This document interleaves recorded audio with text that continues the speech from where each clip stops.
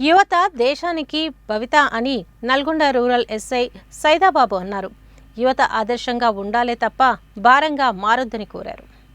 Machine Parivartan కార్యక్రమంలో భాగంగా నల్గొండ మండలం నర్సింగ్భట్ల గ్రామంలో గంజాయి, డ్రగ్స్ వల్ల కలిగే అనర్థాలపై నల్గొండ రూరల్ ఎస్ఐ సైదాబాబు అవగాహన కల్పించారు. ఈ సందర్భంగా ఆయన మాట్లాడుతూ మాదక ద్రవ్యాల రహిత గ్రామంగా నర్సింగ్భట్ల ఉండాలని, ఎవరైనా తెలిసి తెలియక గంజాయికి బానిసగా మారినట్లయితే నల్గొండ రూరల్ పోలీసులకు సమాచారం ఇవ్వాలని, సమాచారం ఇచ్చిన వారి పేర్లను గోప్యంగా ఉంచుతామని చెప్పారు.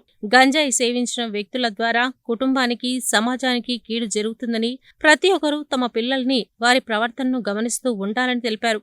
ఈ కార్యక్రమంలో head constable Lakshmaiah, constable Narasimhaswamy, Chhatrapati Shivaji youth అధ్యక్షుడు బల్లెం ప్రవీణ్ కుమార్, సభ్యులు తిరుమల సత్యనారాయణ, ముక్కాముల శేఖర్, కోడి శంకర్ యాదవ్, తిరుమల శంకర్, ఎడ్ల నాగరాజు, ఎడ్ల రాము, చామకూరి అశోక్, బొల్లగూని నాగరాజు, గణేష్, నరసింహ, నవీన్, గ్రామ పంచాయతీ సిబ్బంది, గ్రామ ప్రజలు పాల్గొన్నారు.